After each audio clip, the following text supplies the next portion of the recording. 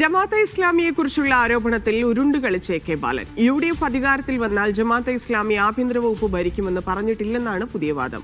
വർഗീയ ശക്തികളുടെ സഹായത്തോടെ അധികാരത്തിൽ വന്നാൽ അവർ സ്വാധീനം ചെലുത്തുമെന്നാണ് പറഞ്ഞത്. ജമാഅത്തെ ഇസ്ലാമി ഹിന്ദെന്ന് പറഞ്ഞിട്ടില്ല. അപകീർത്തി കേസിൽ മാപ്പ് പറയില്ലെന്നും നഷ്ടപരിഹാരം നൽകില്ലെന്നും എ.കെ. ബാലൻ.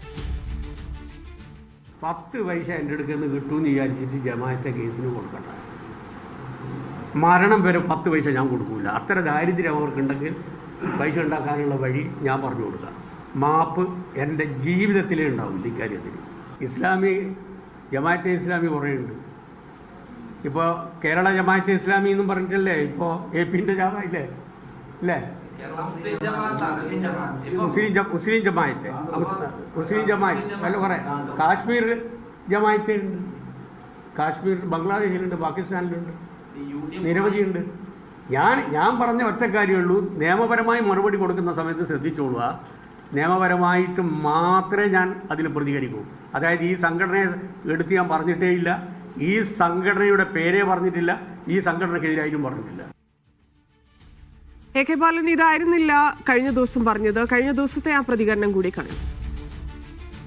മാത്രമല്ല, കേരളം ഭരിക്കുക ഞാൻ പറഞ്ഞല്ലോ, ജമാഅത്തെ ആയിരിക്കും ആഭ്യന്തരം കൈകാര്യം ചെയ്യുക. അവരാണ് അധികാരത്തിൽ വരുന്നത്.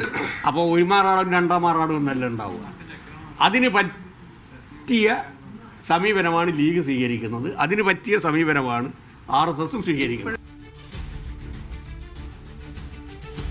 സാജിദ് അജ്മൽ ചേരുന്നുണ്ട്. സാജിദ്, വളരെ വ്യക്തമാണ് അദ്ദേഹം എങ്ങനെയാണ് ഇന്നത്തെ പ്രസ് മീറ്റിൽ ഉരുണ്ട് കളിച്ചത് എന്നത് കണ്ടതുമാണ്. കഴിഞ്ഞതിൽ നിന്ന് എന്താണ് അദ്ദേഹം കൂട്ടിപ്പറഞ്ഞത്, കുറച്ച് പറഞ്ഞത്?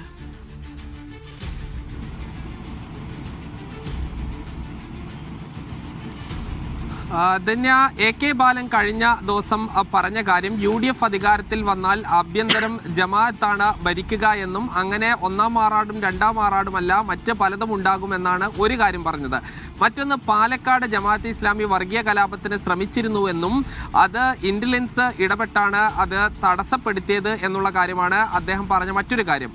ഈ കാര്യങ്ങളെല്ലാം തന്നെ ഇന്ന് അദ്ദേഹം നിഷേധിക്കുകയാണ്. അതായത് താൻ ഈ ജമാഅത്തെ ഇസ്ലാമി ഹിന്ദ് കേരള ചാപ്റ്ററിന്റെ പേരിലാണ് തനിക്ക് വക്കീൽ നോട്ടീസ് കിട്ടിയത്.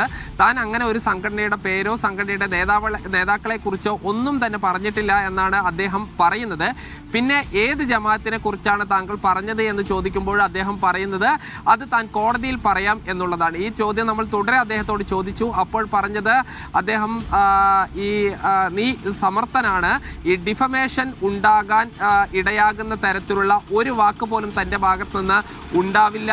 അങ്ങനെ ഈ ലോ കോളേജിലൊക്കെ കുറച്ചു കാലം പോയ ആൾ കൂടിയാണ് എന്നാണ് അദ്ദേഹം പറയുന്നത്. അതായത് ജമാഅത്തെ ഇസ്ലാമിയെ അദ്ദേഹം ഈ ഇല്ലാത്ത കാര്യങ്ങളുടെ പേരിൽ വിമർശിച്ചിട്ടുണ്ടെങ്കിലും അതിൻ്റെ മുഴുവൻ പേരിലാണ് ഇപ്പോൾ വക്കീൽ നോട്ടീസ് ലഭിച്ചിരിക്കുന്നതെന്നും അത് സാങ്കേതികപരമായും നിയമപരമായും അതിനെ നേരിടാൻ കഴിയുമെന്നുള്ളതാണ് അദ്ദേഹം പറയുന്ന ഒരു കാര്യം.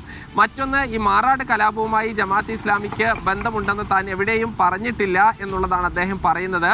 പാലക്കാട് വർഗീയ കലാപം ഉണ്ടാക്കാൻ ശ്രമിച്ച എല്ലാവരും അറസ്റ്റിലായിട്ടുണ്ട്. അത് SDPIയുടെയും പോപ്പുലർ ഫ്രണ്ടിൻ്റെയും അതോടൊപ്പം തന്നെ RSSൻ്റെയും പ്രവർത്തകരാണ്. താൻ അതിൽ ജമാഅത്തെ ഇസ്ലാമിയെ പറഞ്ഞിട്ടില്ല എന്നുള്ള കാര്യമാണ് അദ്ദേഹം പറയുന്നത്. ഇതുകൂടാതെ അദ്ദേഹം വളരെ വൈകാരികമായി താൻ മുസ്ലിങ്ങളുമായി അടുത്ത ബന്ധം സൂക്ഷിക്കുന്ന വ്യക്തിയാണ്, മുസ്ലിങ്ങൾക്കൊപ്പം ഇരുന്ന് ഭക്ഷണം കഴിക്കുന്ന വ്യക്തിയാണ്, തനിക്ക് നിരവധി മുസ്ലിം സുഹൃത്തുക്കളുണ്ട്. താൻ മന്ത്രിയായിരിക്കെ തരൂരിൻ്റെ MLA ആയിരുന്നപ്പോഴും നാദാപുരത്തിന് വേണ്ടി ഒരുപാട് കാര്യങ്ങൾ താൻ ചെയ്തിട്ടുണ്ട്. ഇതുകൂടാതെ ഖുർആന്റെ ഒരു പരിഭാഷ കൂടി അദ്ദേഹം കൊണ്ടുവരികയും ഖത്തറിൽ പോയപ്പോൾ തനിക്കൊരു സുഹൃത്ത് സമ്മാനിച്ചതാണ് എന്ന് പറയുകയും ചെയ്തു. പല മുസ്ലിം ലീഗ് നേതാക്കൾ എ.കെ. ബാലൻ ഈ നാടിൻ്റെ അഭിമാനവും അഹങ്കാരവുമാണ് എന്ന് പറഞ്ഞതെല്ലാം തന്നെ അദ്ദേഹം ഇന്ന് എടുത്ത് ഉദ്ധരിക്കുകയും ചെയ്തു.